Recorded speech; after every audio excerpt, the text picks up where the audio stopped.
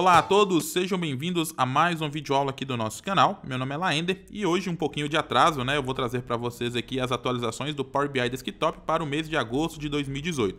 Normalmente a gente sempre traz as atualizações aqui no mesmo dia que elas são lançadas ou no dia posterior ao lançamento, porém esse mês nós tivemos alguns contratempos aí e não foi possível fazer a publicação desse vídeo antes. Mas antes que o mês de agosto se encerre, eu vou trazer para vocês aqui as atualizações deste mês, que surgiram no Power BI Desktop. A gente vai listar aqui rapidamente sobre elas e já se preparar aí para as atualizações que estão chegando aí agora em setembro. Então, eu preparei aqui uma lista das principais atualizações e a primeira que nós vamos falar é sobre a possibilidade de exportar o nosso relatório em PDF. Agora a gente pode exportar o nosso relatório totalmente em PDF dentro do Power BI Desktop e é muito simples fazer isso. Basta a gente clicar aqui na opção Arquivo, exportar em PDF. Perceba que se você fizer isso, ele vai começar a gerar o seu PDF, vai abrir já o seu leitor de PDF aí e já vai trazer para vocês aqui cada página como uma página do seu PDF, ok? Vale frisar, vale ressaltar aí que duas coisas é muito importante. A primeira delas é que páginas ocultas, caso você tenha alguma página oculta aqui, elas não serão exportadas no seu PDF. E a segunda delas é que se você estiver utilizando aqui no seu painel alguma opção de papel de parede, ela também não será exportada. Perceba que eu tenho uma imagem de fundo aqui, mas essa imagem de fundo ela está dentro do plano de fundo, ok? E a gente tem a outra opção de papel de parede, que é aquilo que vai por trás, que vai como papel de parede mesmo da sua página quando você publica, ela também não é exportada como PDF, ok? A próxima novidade que a gente vai trazer aqui é a opção de a gente criar grupos de bookmarks ou de indicadores. Para quem não sabe, os indicadores a gente consegue exibi-los clicando aqui em exibição, painel de indicadores. Nós temos aqui alguns painéis já criados neste meu relatório. Eu criei aqui um painel para cada opção e também um para cada página. Então, se eu clicar aqui em Overview, eu vou para a primeira página que é de Overview. Se eu clico em Painel, eu vou para a página do painel. Se eu clico aqui em Autoclave, ele vai filtrando para mim. Então, eu consegui fazer esses bookmarks, esses indicadores aqui. Já tem aula no canal aí que eu falo sobre como criar esses indicadores. É só você dar uma procurada aí se você ainda não souber utilizá-los. Mas a opção agora que nós temos aqui de novidade é a possibilidade de agrupar esses nossos indicadores. Então, agora a gente consegue selecionar mais de um indicador aqui. Então, eu vou, por exemplo, selecionar todos os indicadores que representam um filtro aqui na minha página. Eu vou selecionar clicando Ctrl e clicando sobre eles. Selecionei todos os indicadores. Depois eu posso, em qualquer um desses indicadores, clicar nos três pontinhos e escolher a opção Grupo. Perceba que ele vai criar um grupo para a gente aqui, chamado Grupo 1, com todos os nossos indicadores. Eu posso renomear simplesmente dando um duplo clique e vou colocar aqui o nome de filtros, ok? Vou dar um nome para ele aqui. É interessante que depois que você agrupa qualquer um desses indicadores, você tem a opção agora de clicar nesse botão de exibição. Então, por exemplo, eu vou selecionar o filtro aqui, o grupo filtros, vou clicar em exibição. Perceba que aqui na parte inferior a gente consegue ver os nossos 5 indicadores que fazem parte daquele grupo. Eu consigo navegar e consigo aqui, olha, navegar entre eles como se eu estivesse clicando, utilizando aqui esses nossos botões de vai e vem, e posso sair clicando aqui em fechar, ele vai voltar para o modo normal, que é a mesma coisa de eu clicar em exibição e sair aqui. Posso criar um novo grupo, novamente, selecionando os 2 indicadores que ficaram faltando, no caso aqui, que representam as páginas. Vou clicar em grupo, vou renomear o grupo aqui chamando de páginas, e dessa forma eu consigo criar vários grupos. Isso vai facilitar na organização de seus painéis, na criação de vários indicadores e também no agrupamento desses indicadores. Além disso, para você sair de um grupo desse é bem simples, basta você clicar nos 3 pontinhos novamente, desagrupar, e ele vai conseguir aí desagrupar os seus indicadores, ok? Agora a gente falando um pouquinho mais aí sobre as opções de análise de dados, vamos voltar aqui no nosso painel e a gente vai falar sobre algumas opções novas que surgiram aí.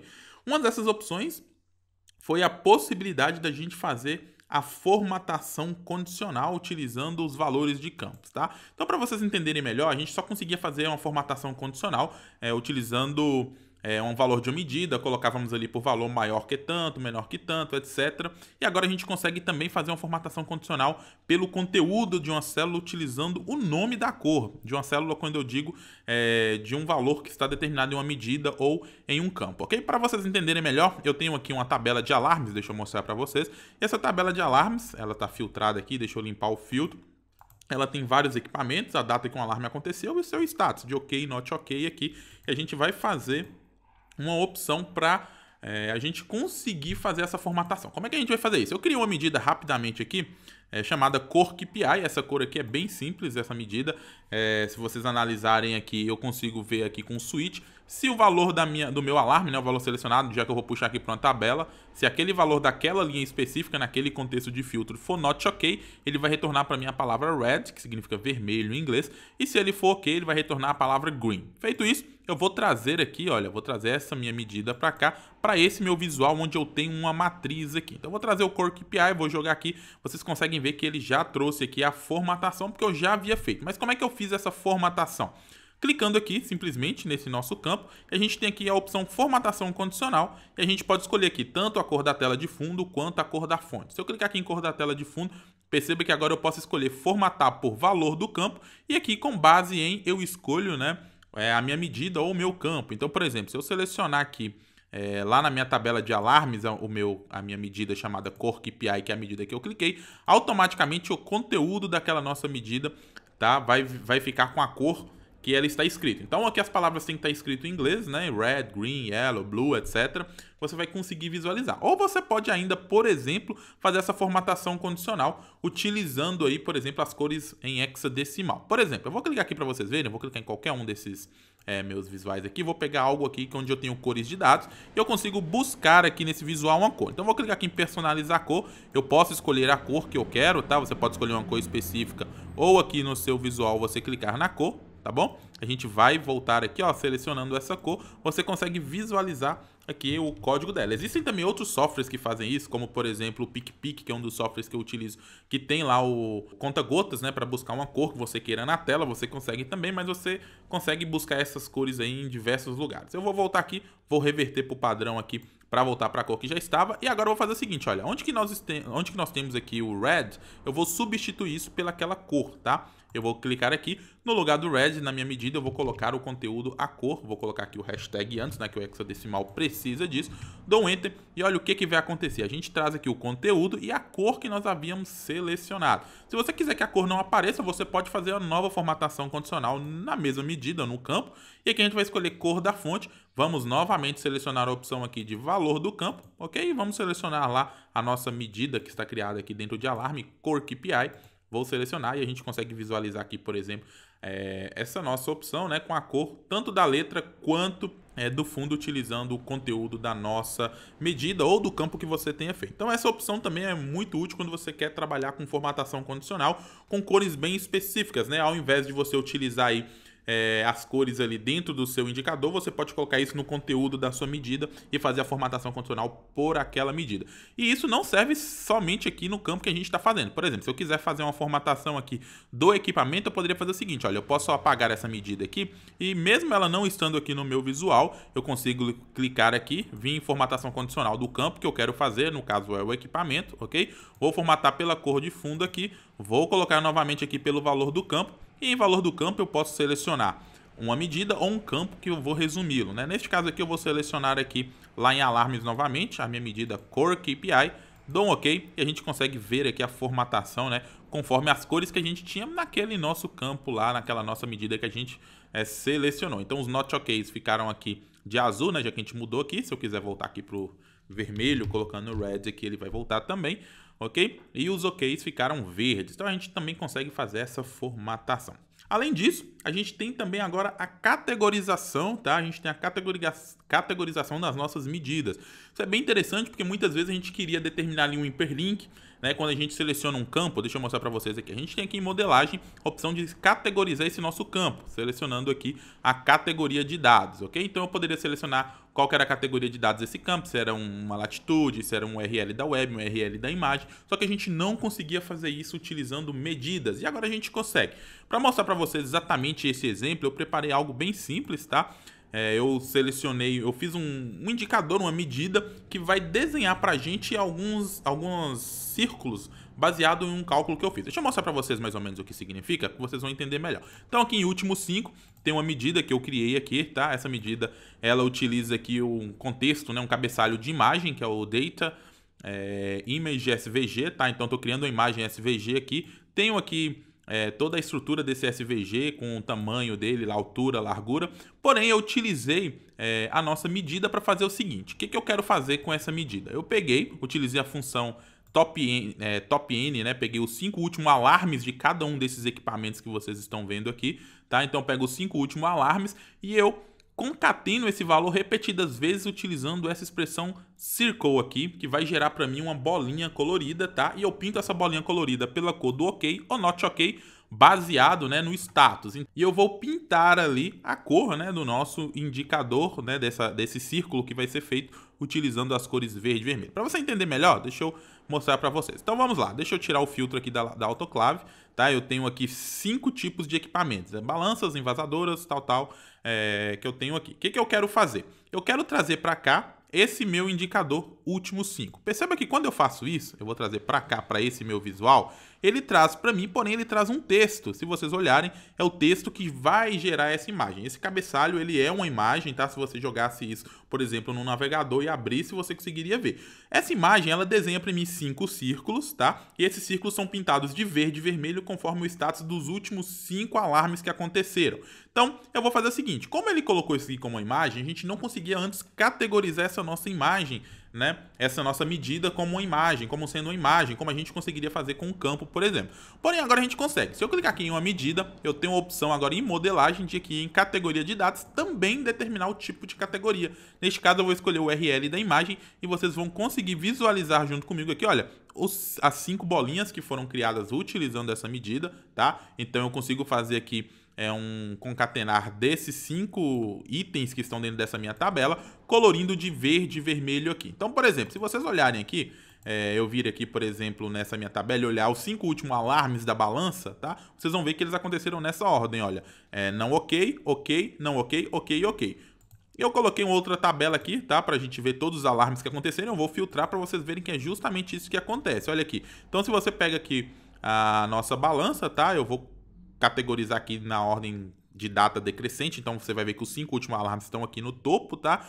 E se vocês olharem, né, de trás para frente aqui, obviamente, né, os 5 últimos, olha, não ok, ok, não ok, ok e ok. Então, se a gente tivesse um novo alarme, automaticamente ele só desenharia 5 ícones aqui para mim. E se vocês conseguirem visualizar, ele desenha, na realidade, a quantidade de itens que ele encontra. Se eu filtrar isso aqui, vocês vão ver que ele vai desenhar exatamente a quantidade de bolinhas que eu tenho aqui para a quantidade de alarmes que eu tenho. Se eu pego os últimos 5, mas eu só tenho um alarme, ele vai me mostrar somente aquele alarme. Se eu filtro o tanque aqui, eu consigo visualizar que eu só tive um item, né? Isso aqui vai abrir uma infinidade de possibilidades que a gente consegue fazer, seja para imagens, seja para hiperlinks. A gente consegue agora fazer essa categorização, tá? De forma dinâmica. Eu posso criar hiperlinks dinâmicos, eu posso criar imagens dinâmicas, eu posso criar várias opções dinâmicas aí, utilizando uma medida e agora categorizando ela aqui como uma imagem, como uma URL, como uma latitude ou longitude, como eu desejar. Então eu consegui fazer isso aqui utilizando um SVG, criando esses ícones aqui, tá bom? É apenas um exemplo do que é possível, mas isso aqui demonstra para vocês a possibilidade de a gente conseguir categorizar medidas. E continuando aqui, outra coisa que surgiu, né, nessa atualização de agosto de 2018 foi também a possibilidade de a gente fazer agora a integração com Python, né? Essa que era uma das coisas mais pedidas aí dentro da comunidade também, né? Que a gente já tinha a linguagem R. Se vocês perceberam aqui, eu tenho um PY aqui, que é um visual Python. Agora a gente consegue criar visualizações com Python, tanto quanto a gente conseguia fazer com R, e também conseguimos fazer conexão de dados utilizando um Python. Eu preparei aqui para vocês prestarem atenção como é que vai funcionar. Eu vou vir aqui em opções, tá? A gente precisa instalar o Python, né? Como R, a gente precisa tanto também instalar um Python para a gente conseguir utilizar na nossa máquina, tá? E a gente vai fazer o seguinte, aqui em recursos de visualização a gente precisa habilitar, né, o suporte a Python. Então se você não tem aqui o PY ainda, depois de atualizado, você vai vir aqui, habilitar, vai reiniciar, né, vai dar OK, vai reiniciar o seu Power BI e você vai conseguir ter essa opção de Python. Depois que você reinicializou, vai aparecer aqui, se vocês prestarem atenção, também um script de Python que você pode selecionar, né, as bases dos diretórios de Python detectados. Eu tenho 2 instalações no meu computador, tá? Vocês conseguem visualizar aqui. Eu estou utilizando a instalação que foi feita pelo Anaconda. E aqui eu posso escolher a IDE também, que eu quero editar esse meu código Python. Então eu posso deixar aqui o Visual Studio, vou determinar aqui qual a instalação que eu quero utilizar e ok. Feito isso, a gente já está apto a criar os nossos visuais e também a fazer a nossa importação de dados. Eu preparei um código aqui rapidinho para vocês verem como vai funcionar. Eu vou inserir uma página aqui, vou vir aqui, olha, em obter dados e a gente vai clicar em mais aqui. E aqui em mais a gente vai selecionar, né, o nosso script Python. Então vou lá no finalzinho e eu tenho aqui o script do Python. Vou clicar em conectar E depois que eu clicar em conectar, a gente vai ter que colocar o nosso script de Python aqui. Então basta você informar o seu script de Python, você tem que retornar esse seu script, esses dados que vão estar conectados como um data frame, tá? Então vou mostrar para vocês como é que vai funcionar. Basta você colocar o seu código e clicar em OK que ele vai carregar. Então eu já preparei um script rapidamente aqui, tá? Então eu tenho aqui uma biblioteca que é importada, né, para a gente conseguir fazer o nosso data frame. Criei aqui um dataset com os dados, coloquei 3 colunas, curso, professor e alunos, o seu conteúdo, e criei uma tabela chamada TB Cursos aqui, né, que na realidade é um data frame que tem que ser retornado assim. E feito isso eu vou conectar. Na realidade eu não estou trazendo esses dados de nenhum lugar, eu estou apenas imputando eles, mas para vocês verem como vai funcionar com o script Python. Então eu vou clicar em OK, tá? Então vocês vão ver que depois dessa conexão ele vai conectar aqui, né, ele vai começar a fazer a conexão. Depois ele vai mostrar para a gente tudo que retornou dentro desse script Python. No caso, aqui está retornando apenas uma tabela. Então, com essa única tabela, eu vou conseguir visualizar o conteúdo dela e selecionar, ok?